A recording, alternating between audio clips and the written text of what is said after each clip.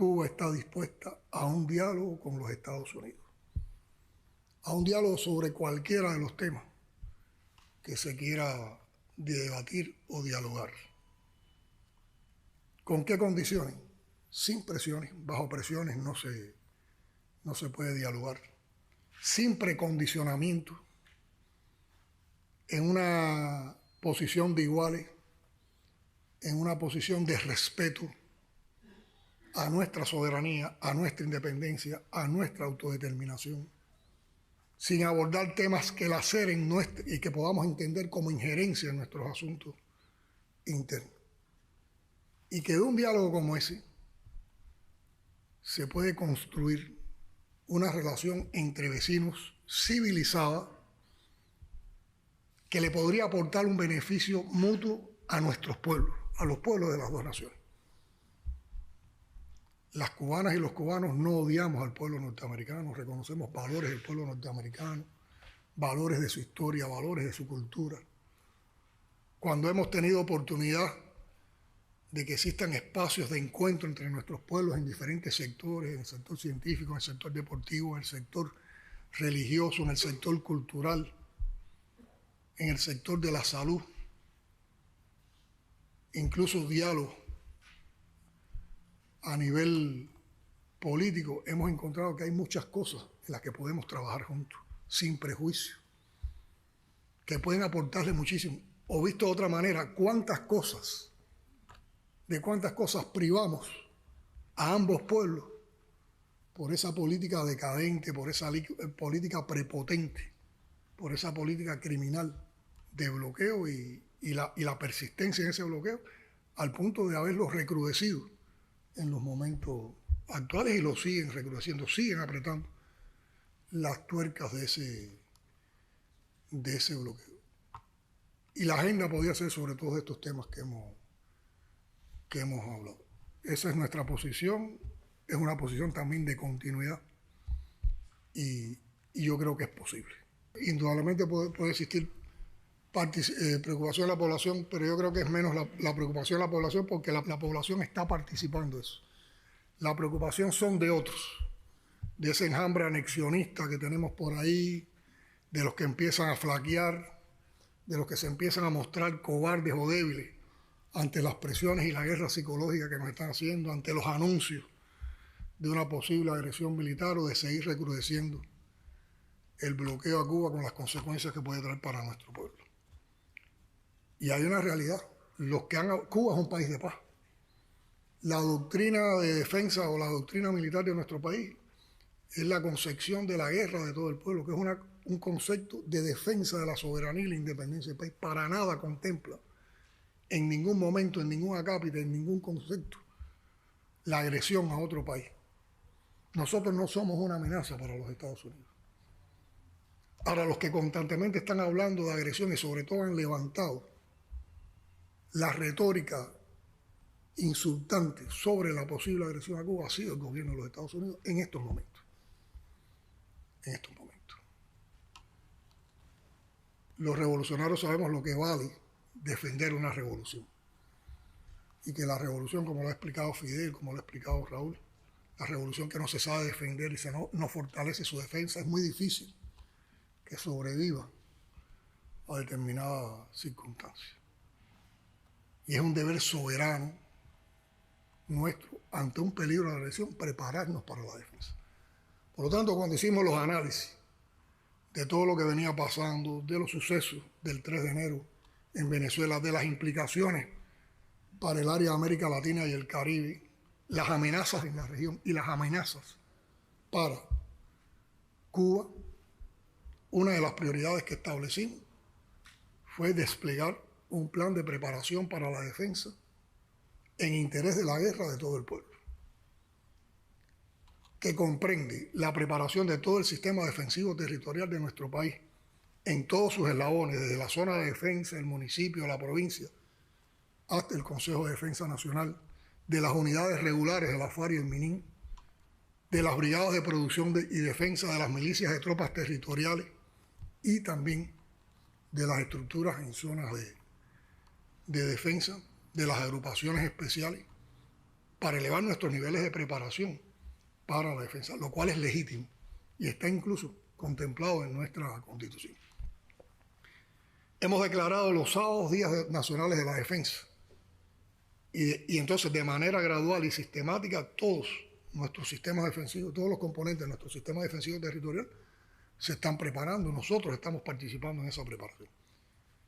En estos momentos han existido dos actividades de preparación del Consejo de Defensa Nacional. Una en la cual actualizamos todos los planes para enfrentar una agresión de los órganos de trabajo del Consejo de Defensa Nacional. Los actualizamos, les incluimos precisiones que tienen que ver con las experiencias que hemos sacado de los últimos conflictos a nivel internacional. Y por otra parte, en otra reunión del Consejo de Defensa Nacional, actualizamos el plan para el pase al estado de guerra si fuera necesario. Y eso se publicó porque no lo escondemos, no lo escondemos. La nota del Consejo de Defensa que se publicó decía exactamente así: en cumplimiento de las actividades previstas para el Día de la Defensa y con el objetivo de incrementar y perfeccionar el nivel de preparación y cohesión de los órganos de dirección y del personal, este sábado se reunió el Consejo de Defensa Nacional para analizar y aprobar los planes y medidas del paso al estado de guerra como parte de la preparación del país bajo la concepción estratégica de la guerra de todo el pueblo. No está diciendo que pasamos al estado de guerra. Está diciendo que nos estamos preparando para si hay que pasar al estado de guerra en algún momento. Por lo tanto, la realidad es esta y todo lo demás es una manipulación, de la cual enseguida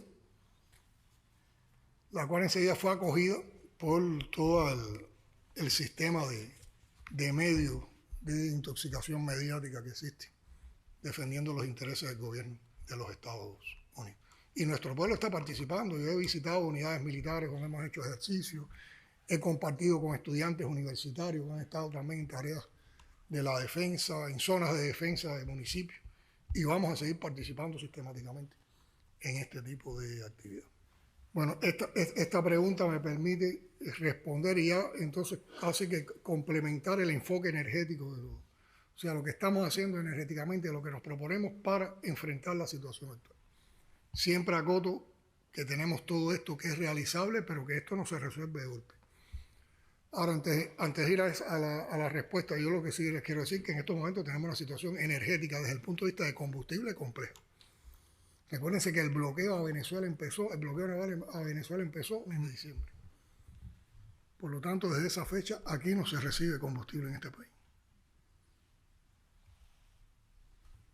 Por lo tanto, tenemos problemas en la disponibilidad de combustible para garantizar no solo ya la generación eléctrica, sino actividades básicas, sobre todo que tienen que ver también directamente con la población. Por eso hoy se reunió el Consejo de Ministros para complementar estas directivas de gobierno para enfrentar el desabastecimiento agudo de combustible. Y aquí hemos tomado como referencia las indicaciones del comandante en jefe para periodo especial. ¿Se acuerdan las directivas del comandante en jefe para periodo especial de aquello que le llamamos opción cero?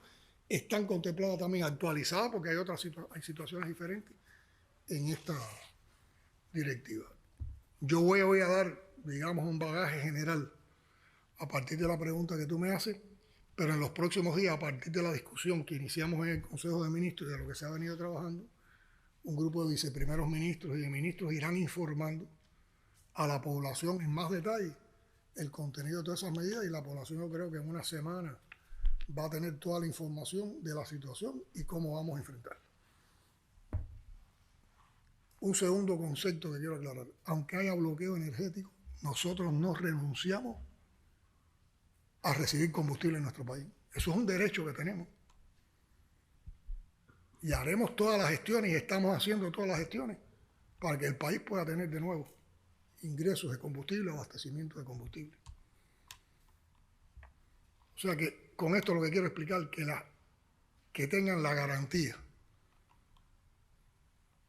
de que el partido, el gobierno, las instituciones que tienen que ver con los temas, con las decisiones energéticas, están trabajando en función de que se afecte menos a nuestra población y a nuestro país, y a nuestra economía, y a nuestro desarrollo económico. en condiciones difíciles, porque hay un bloqueo energético por parte de Estados Unidos. Y hay mucho miedo y hay mucho impacto psicológico en armadores, en navieras, en países que nos pueden suministrar combustible. Pero nosotros no renunciamos, eso es soberano, eso es una decisión soberana de este país. Y yo creo que es muy condenable que una potencia con la dimensión que tiene Estados Unidos como potencia asuma una política tan agresiva y tan criminal hacia una pequeña nación. Porque ¿qué significa bloquear el combustible? No permitir que llegue una gota de combustible en un país.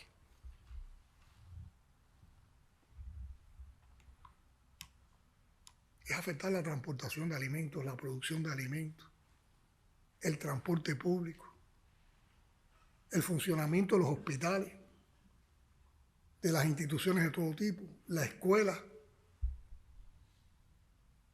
la producción de la economía, el turismo. ¿Cómo mantenemos las clases de los niños sin combustible? ¿Cómo funcionan nuestros sistemas vitales sin combustible? ¿Cómo distribuimos la comida? ¿Cómo sembramos? ¿Cómo roturamos? ¿Cómo preparamos la tierra? ¿Cómo recogemos los productos? ¿Cómo nos trasladamos?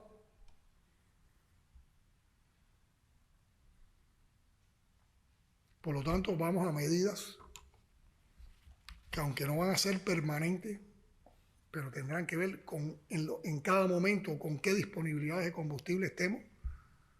Serán medidas que van a demandar esfuerzo, van a demandar, yo sé que la gente así dicen, pero otra vez sacrificio. Bueno, si no nos sacrificamos y si no resistimos, ¿qué vamos a hacer? ¿Nos vamos a rendir?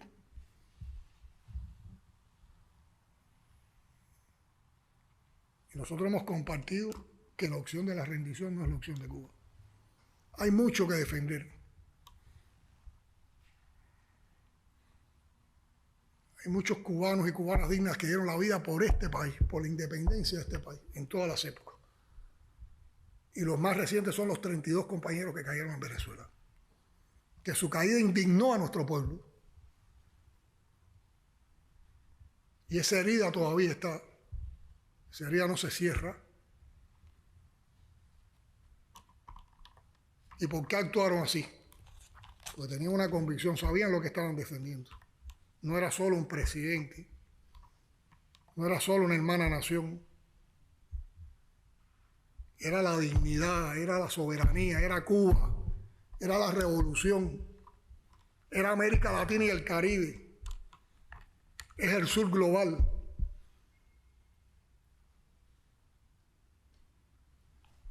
Y lo hicieron como único se podía hacer, con una actitud en la vida consecuente en un momento como ese, con el coraje, con la valentía. No hay otra manera de describirlo. Y veremos el día de mañana, cuando podamos contar toda la historia, el verdadero aporte de la actitud de esos 32 cubanos. Y lo que significan es lección para los que tienen las mentes calientes con sus amenazas y sus intentos de agresión a Cuba. ¿Qué derecho tiene una nación para evitar que a un país le llegue combustible? Con esto no solo están actuando contra Cuba y contra el pueblo cubano, con esto a cuántos les están impidiendo que tengan una relación normal de comercio con Cuba, a cuántas empresas y entidades están perjudicando.